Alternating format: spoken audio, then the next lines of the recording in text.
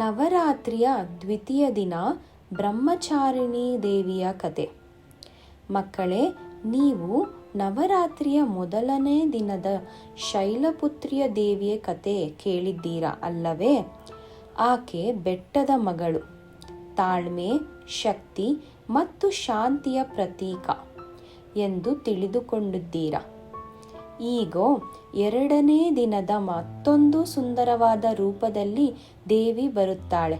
ಆಕೆಯೇ ಬ್ರಹ್ಮಚಾರಿಣಿ. ಬ್ರಹ್ಮ ಅಂದರೆ ತತ್ವ, ಜ್ಞಾನ, ಸತ್ಯ. ಚಾರಿಣಿ ಅಂದರೆ ನಡೆಯುವವಳು, ಅಂದರೆ ಸತ್ಯ, ಧರ್ಮ, ಜ್ಞಾನ ಮಾರ್ಗದಲ್ಲಿ ನಡೆಯುವ ದೇವಿ. ಈ ರೂಪದಲ್ಲಿ ಅವಳು ಹಿಮಾಲಯನ ಮಗಳು ಪಾರ್ವತಿಯಾಗಿ ತಪಸ್ಸು ಮಾಡುತ್ತಾಳೆ. ಎಷ್ಟು ಕಷ್ಟ ಬಂದರೂ ಶಾಂತವಾಗಿ ತಾಳಿಕೊಂಡು ಧೈರ್ಯದಿಂದ ಶಿವನಿಗಾಗಿ ದೀರ್ಘಕಾಲ ತಪಸ್ಸು ಮಾಡಿದಳು. ಈ ಕತೆ ನಿಮಗೆ ತಾಳ್ಮೆ, ಧೈರ್ಯ, ಶ್ರದ್ಧೆ ಕಲಿಸುತ್ತೆ. ಶೈಲಪುತ್ರಿಯಿಂದ ಬ್ರಹ್ಮಚಾರಿಣಿ. ಹಿಮಾಲಯ ರಾಜ ಮತ್ತು ಮೈನಾದೇವಿಯ ಮಗಳು ಪಾರ್ವತಿ ಅಥವಾ ಶೈಲಪುತ್ರಿ ಬಾಲ್ಯದಿಂದಲೇ ವಿಭಿನ್ನಳಾಗಿದ್ದಳು. ಅವಳ ಮನಸ್ಸಿನಲ್ಲಿ ಸದಾ ಮಹಾದೇವ ಶಿವನ ಭಾವನೆ ಇತ್ತು. ಅವಳು ದಿನವಿಡೀ ಹೂವುಗಳನ್ನು ಕಳೆದು ತಾಯಿ ದೇವಿಗೆ ಅರ್ಪಿಸಿ ಮನಸ್ಸಿನಲ್ಲಿ ಶಿವನ ಧ್ಯಾನ ಮಾಡುತ್ತಿದ್ದಳು.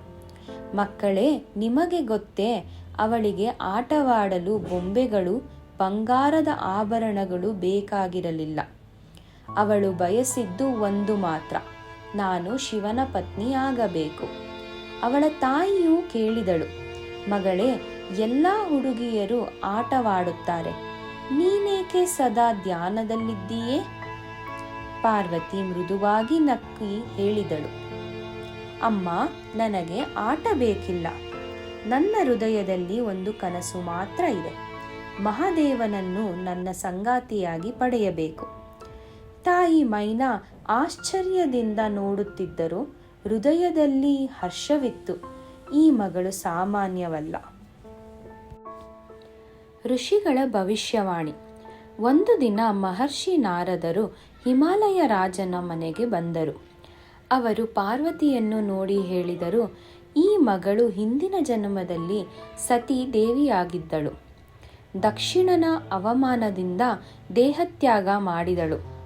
ಈಗ ಮತ್ತೆ ಜನಿಸಿ ಶಿವನನ್ನೇ ಒಲಿಸಿಕೊಳ್ಳಲು ತೀರ್ಮಾನಿಸಿದ್ದಾರೆ. ಆದರೆ ಅವಳಿಗೆ ದೀರ್ಘಕಾಲ ತಪಸ್ಸು ಮಾಡಬೇಕಾಗಿದೆ. ಹಿಮಾಲಯ ರಾಜನು ಕೇಳಿ ಬೆಚ್ಚಿಬಿದ್ದ. ಮಗಳೇ, ನಿನಗೆ ತಪಸ್ಸು ಮಾಡಬೇಕಾ? ಅಷ್ಟು ಕಷ್ಟ ನೀನ್ ಹೇಗೆ ತಾಳಬಲ್ಲೆ ಎಂದು ಕೇಳಿದ. ಪಾರ್ವತಿ ದೃಢವಾಗಿ ಹೇಳಿದಳು, ಅಪ್ಪ, ನಾನು ತಪಸ್ಸನ್ನು ಮಾಡುತ್ತೇನೆ, ಏಕೆಂದರೆ ಧರ್ಮದ ಮಾರ್ಗ ಸುಲಭವಲ್ಲ, ಆದರೆ ತಾಳ್ಮೆಯಿಂದ ಮಾಡಿದರೆ ಸಾಧನೆ ಸಾಧ್ಯ. ಪಾರ್ವತಿ ಅರಮನೆ ಬಿಟ್ಟು ಕಾಡಿಗೆ ಹೋದಳು.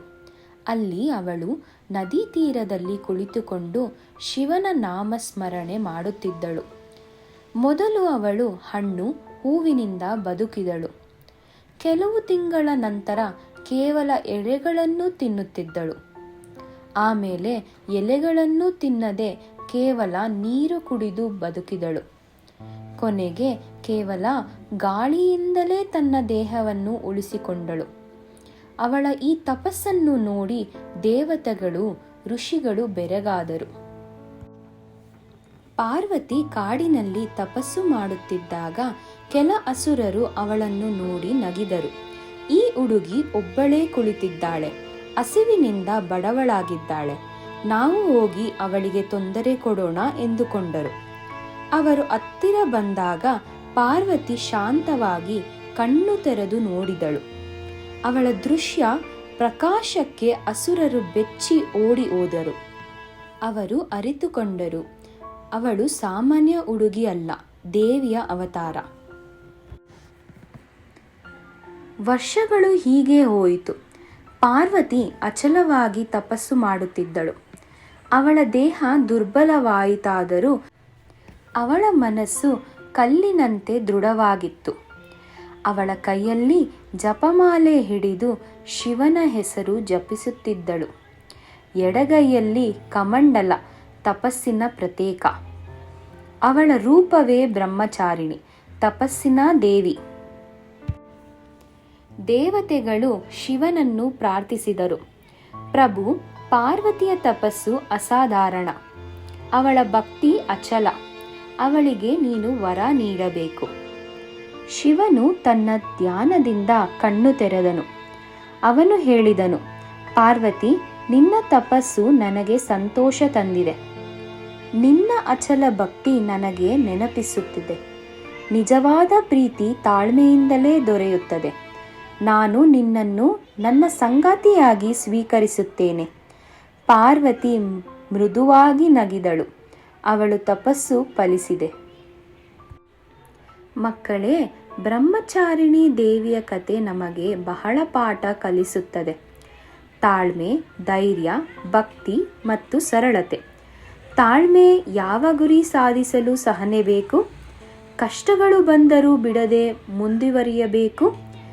ನಿಷ್ಠೆಯಿಂದ ದೇವರನ್ನು ಪೂಜಿಸಿದರೆ ಅವರು ಖಂಡಿತ ಕೇಳುತ್ತಾರೆ. ಆಭರಣ ಐಶ್ವರ್ಯ ಬಿಟ್ಟು ಸರಳ ಜೀವನ ನಡೆಸಿದಳು. ಅದಕ್ಕಾಗಿಯೇ ನವರಾತ್ರಿಯ 2ನೇ ದಿನ ನಾವು ಬ್ರಹ್ಮಚಾರಿಣಿ ದೇವಿಯನ್ನು ಪೂಜಿಸುತ್ತೇವೆ.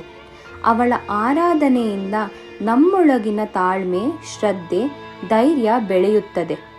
ಮಕ್ಕಳೇ, ನೀವು ಓದಿನಲ್ಲಿ, ಆಟದಲ್ಲಿ, ಕಲಿಕೆಯಲ್ಲಿ ಸಾಧನೆ ಮಾಡಬೇಕಾದರೆ ತಾಳ್ಮೆ ಹಾಗೂ ಶ್ರದ್ಧೆ ಅಗತ್ಯ.